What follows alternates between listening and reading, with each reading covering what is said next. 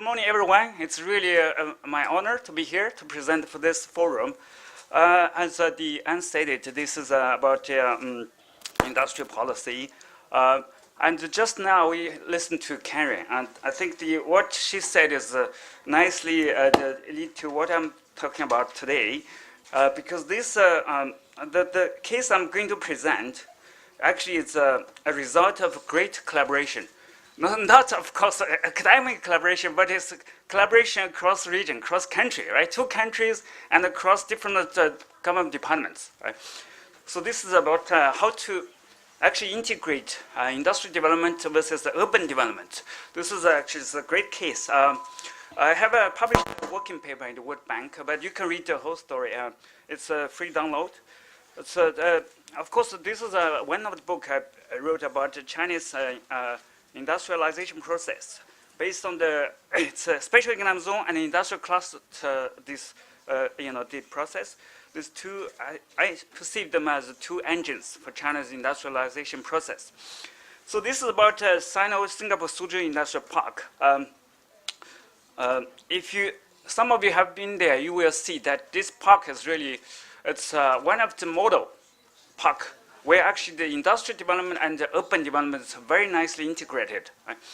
So we'll talk a little bit about what is SEZY and what, and then China's overall SEZY experience, then they come to a case of SIP, Singapore Industrial Park. We can see what is SEZY. Maybe some of them have already know this, but many people maybe from, for example, people living in the US, I myself living in the US, maybe you have not seen many industrial zones, especially in the Western countries. But in the developing country, actually, it's very common these days. Even many African countries, South Asian countries are requesting World Bank to help them to actually develop industrial parks. So what is SEZ? In one word, they're fenced areas where the rules of business are different from those that prevail in the rest of the economy. What's special about this economic zone? First, the regulatory regime is different. For example, in the zones, as you see, maybe like Shenzhen is a whole city is a special economic zone, and the Zhuhai, Shantou, all these are cities, but they also are designated as special economic zones. In these cities, the rules and regulations different. They have their own, legal framework could be different from the whole country in order to test new approaches, new policies. For example, the FDI policies, very different in the special economic zones. Then the public services, they often actually have the one-stop shop services where the different departments in charge of land, taxation, immigration, all other utilities, all these departments have to collaborate together. That's actually it's a real test of government to really can work across different teams, different boundaries. As just now Karen stated, can you really work through different disciplines, right? So here is actually in the zones that works very nicely, especially in China's case. Then the third one is the infrastructure. Maybe in many developing countries, in the whole country, infrastructure is poor, is underserved. But in the special economic zones, the infrastructure normally is first class, has to be best in the country. Then the fiscal regime, of course, some zones enjoy some of the tax exemptions and also the credits, even subsidies. So why the zones are able to achieve structural transformation or even this urban development? I think mostly because of the following reasons. First, the special economic zones serve as a platform for reform. Because certain things you cannot push nationwide. Because of many constraints and the vested interests, all these things, you cannot do it. So you set up a spatial area to test this kind of new policies, right? Then, of course, also SEZs, you can concentrate limited resources in a spatial area for the infrastructure services and also public services. This will be more efficient, as more targeted, the intervention. So it can also facilitate agglomeration, including FDIs and local firms in one location. Now also, of course, it can promote urban development. We will see in the Suzhou's case. Then finally, of course, it can also promote green growth. Because today we are promoting eco-friendly development approach. in the zone, you can use the first class like water treatment plant, right? And also you can monitor the environment progress. In some zones, even like zero discharge, the requirement for the liquid. So this is one type of zones in China. It's called economic and technology development zones. It's very common. Maybe internationally, we often call it industrial parks. So we can see all the major cities has at least one. Some cities has more than 2 or 3 ETDZ as one of the way to actually developing industries. Now here comes the Suzhou Industrial Park. It's actually a competitive new town, I would say. The park, the name was actually misleading. It's not a park. It's so they are actually considering to change the name, but it's already they have a bigger brand, so they regret that they use this name today, right? So it's successful not just because of economic sense, but also in terms of urban and social development. So we often took like senior officials to tour this zone, right? In the middle of this industrial park, so one of the senior officials asked us, Douglas, we're today supposed to visit the industrial park. Why are you wasting your time in this city, right? City lake. I said, sir, we're right in the middle of the actual industrial park. Just look around, right? So if you look at this is one of the park actually, the lake in the center of the park. So it's part of the city. You cannot see from outside. It's a park. It's basically it's a city, part of the city, right? And then so I come to the problem statement. Why, from the first place they want to have this kind of industrial park, right? So in the 80s and 90s, in that region, SOE, state-owned enterprises, and TVEs, township and village enterprises-led growth model in Suzhou had some problems. First is over-interference of local governments. Maybe because of good intention, but they do not know how to run the economy, right? So it becomes a hassle to the firms. The secondly, lack of economies of scale. The third, weak integration, or even in some cases no integration into the global value chains. And finally, environmental pollution is also a big problem. So how to solve this challenge? So the government decided they need to have actually a way to upgrade the existing growth model to boost competitiveness and also integrate local economy into the global value chains. Right? So actually at that time, the Chinese leader Deng Xiaoping visited Singapore. After coming back from Singapore, thought maybe Singapore's way could be adopted in the Chinese case, right? So they actually began to think where to develop such a maybe cross-country industrial park. So they looked around. They finally decided Suzhou is the right place. Actually, Lee Kuan Yew came several times, just to choose the site. Right? So once these decided, they actually formed this institutional structure put in place. It's very important. On the top is Joint Steering Council. It's from China, it's the vice premier level. From Singapore side is deputy prime minister. It's part of the Joint Steering Council to give guidance overall of supervision. Then at the working level, they formed the Joint Working Committee. From China side, the Suzhou mayor. Then the Singapore side is the permanent secretary of the trade and industry. Then below that, the implementation level, it is Singapore Industrial Park Administration Committee. So this is CPAC. Besides CPAC, they also have one office that's very important, Adapting Singapore Experience Office, specifically dedicated to learning and training, to the Chinese officials. Then the software project office, also about some of the research, maybe project conducted, and about market assessment or this kind of. Then there's under CPAC, there's a main developer called China-Singapore Suzhou Industrial Park Development Group, called CSSD. So under this structure actually worked very well. Here I just want to show some of the figures, right, to show why it is successful. In terms of attracting foreign capital, 1994 is only about 70 million US dollar, but today annually it attracts about 2 billion. So it's quite stable these days. And total exports in the 2000 time, it's less than 1.5 billion total exports US dollar. Today is more than $40 billion per annual. It's one of the best performer in China. Then the industrial output also grows very rapidly, especially after 2000. It's this double, triple every year, right? Quadruple even. And so today is almost 450 billion US dollar. RMB, Chinese yuan. This is among all this industrial output, about 60% is high-tech exports products, right? And then in terms of number of employees, 2004 only about 200,000 people, workers. Today is more than 750,000 workers in the industrial zone.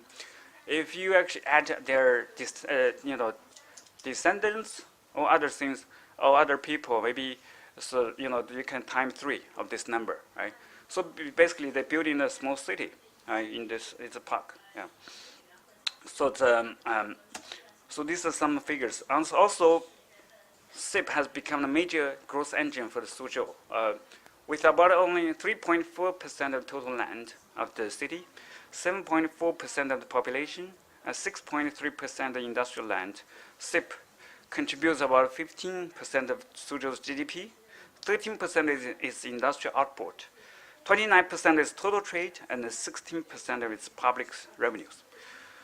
Then it's also certain clusters, for example, ICT, biotech, nanotechnologies cluster has been formed in this industrial zone. It is now recognized as one of the most business-friendly, eco-friendly, and also residence-friendly zones in China. In 2015, it was designated as one of the open innovation pilot zone in China.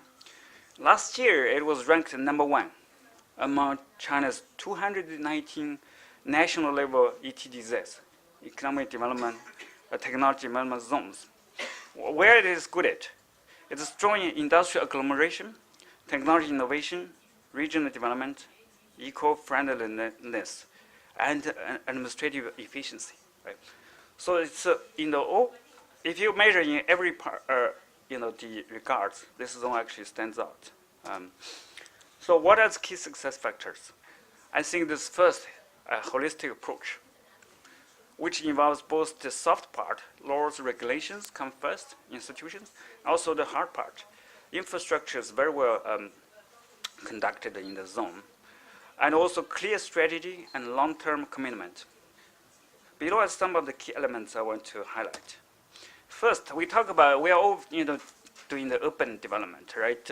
So design planning is the key for city success. So this industrial park actually was designed very, very scientifically, as we say. It was as part of the new Suzhou city. On this map, you can see the Suzhou industrial park is on the right side, right? That's the whole industrial park. Then in the middle is the old city itself. It was not touched at all. So the Suzhou was very well preserved, its culture and the history.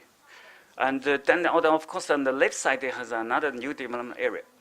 So this was designed as a whole and part of the city development. Then the zone was adopted a phased development approach. Phase 1, phase 2, phase 3, in terms of how much population, how much land will be developed, and how many households will be attracted, how many people will be employed. They have a good projection and the planning. So the zone was developed through these different phases. So the second, of course, the role of government is also very important in building a conducive business environment. And the first is a strong commitment from the top leadership. I would say, cross-disciplinary, cross-regional, the agency collaboration is easier said than done. Definitely, right? And I think Carrie will agree, right? Because, this is, in terms of when you say the shared vision and the goals, in this is particularly so important, right? And at the beginning, they really had a problem. And the shared credit and the recognition. Because Singapore has the biggest share, it's 65% of the overall, the share of the joint holding company. So at that time, China side seems not motivated because all the money will go to Singapore, right? They will be controlling all this joint venture. So the first 5 years, because of course culture, mentality, the management style, all different, right? Leadership styles. They had lots of conflicts, right? And the China side didn't understand what Singapore wants. Singapore side was also frustrated. So the beginning 5 years, it was not smooth, right? So but the good thing is that they still got a very strong commitment from both sides, the top leadership. They never give up. But of course, they had like a state, they had like a share swap. In the end, actually, China became the major shareholder. Singapore became minority. After that, everything became smooth, right? So it worked out in the end. And then the South legal, regulatory, and incentive regimes. Of course, they has very good law. China, the starting point when they had the Shenzhen Special Economic Zone, they already had like national SEZ Act. So for Suzhou, they also had some specific regulations. The third, pro-business institutions and effective management. They had very good one-stop shop services. If you have time, really you should visit how efficient it is. Within 3 days, all the inquiry has been responded. Right? This is the benchmark, whether you are performing or not. In Shenzhen, it's even another extreme. 24 hours, at least you have the response to the inquirer, whether you are processing their inquiry or not. So with this kind of vigor, the city is just growing dramatically. Then the fourth is infrastructure support. In most zones in China, they have called one leveling, 7 connections. Basically, all the infrastructure you can imagine provided. But Suzhou even one step further, 9 connections, like internet, everything, cable are connected. This is not required for many zones, right, actually, but they actually made it available. The skills training and human resource support. Here, the skills training is different from other zones, other parts of the countries that they really adopted the market-driven approach. They really care about what enterprise needs, right? So they actually partner with the big firms like Samsung as one of the training provider for the specific the ICT sector. So it's very actually demand-driven. That technology innovation and industrial upgrading, I would say this SIP is one of the actually more high-tech zone in China today. It's very innovative. You have many high-tech firms. And the effective investment promotion, they adopted Singapore approach. Of course, first they target anchor investors. Second, they of course try to build a value chain. With the targeting those, they look at where the missing chains, missing the gaps. Then we go look for those firms to build a value chain. Right? The third, of course, they also invite small firms, domestic firms, not just FDIs. So strong environment protection. This is also very important. They have like a one vote rejection system. As long as like one person thinks this firm is not qualified in terms of the environment protection, they can reject it. So far like 300 projects were rejected in this zone. So here the patent application, they have like more than 30%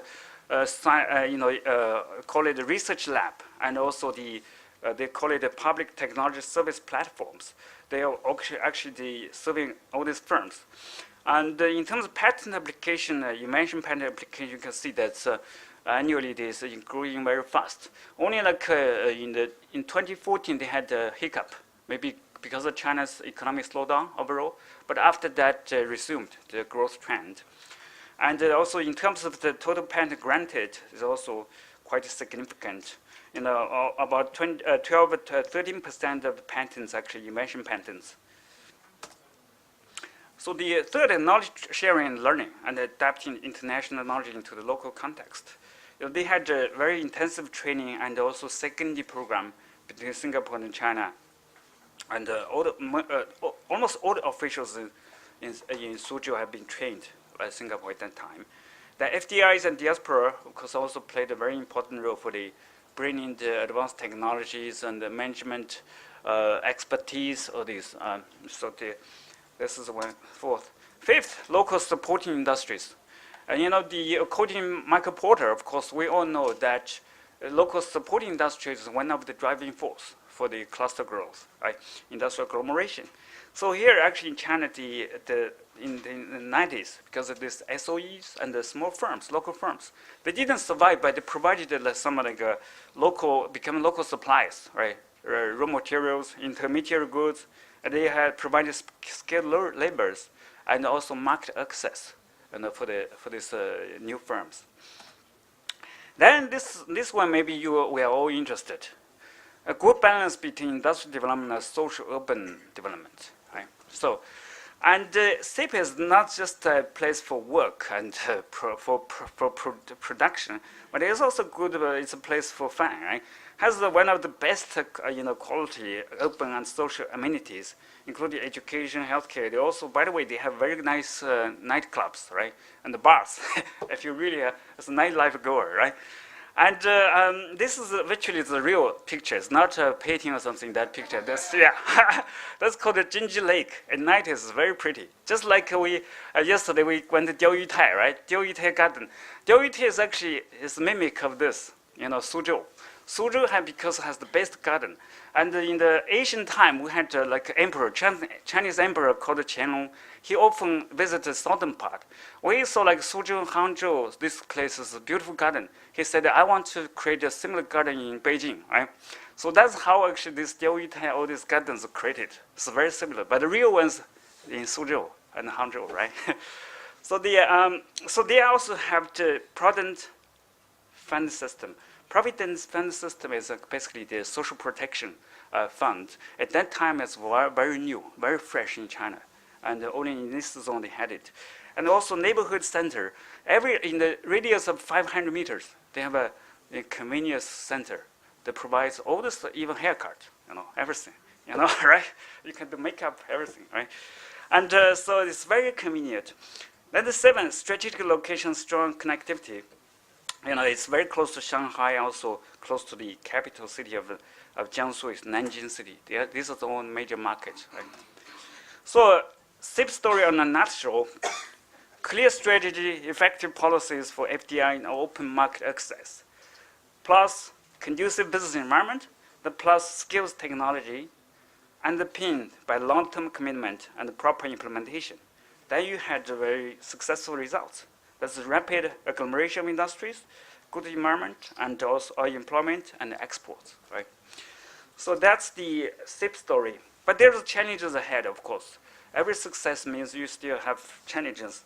Then the heavy reliance on FDIs and the limited local spillover effects. Today still need to try to compete with Shenzhen, for example.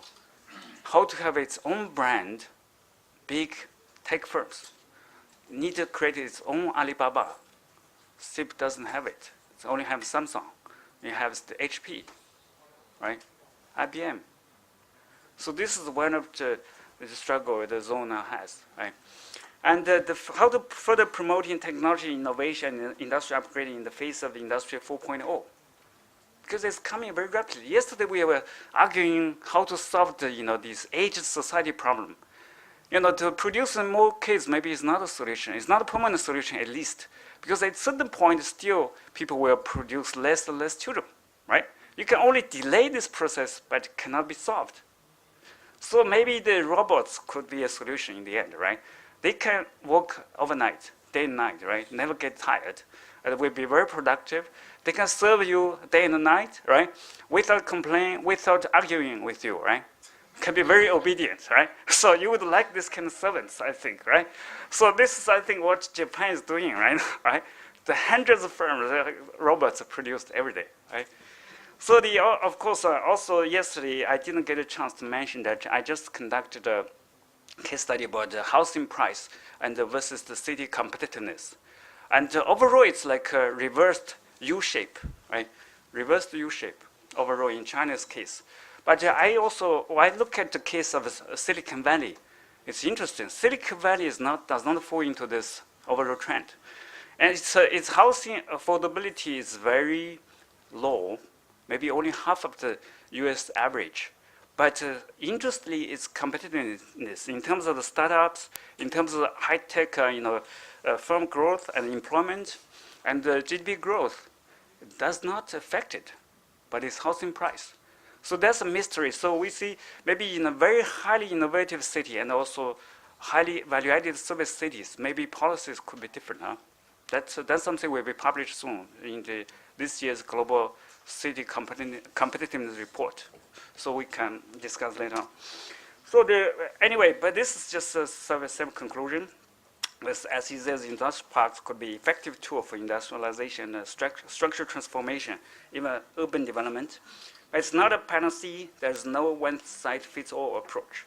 And not necessarily suitable for every country, I think, because all the African countries come to us asking for zones, but I'm asking them, are you really suitable to do these things? Right? Don't waste money if not suitable for you. Then it also requires a clear strategy, reform-oriented government with long-term commitment. So with this, I conclude my presentation. Thank you so much.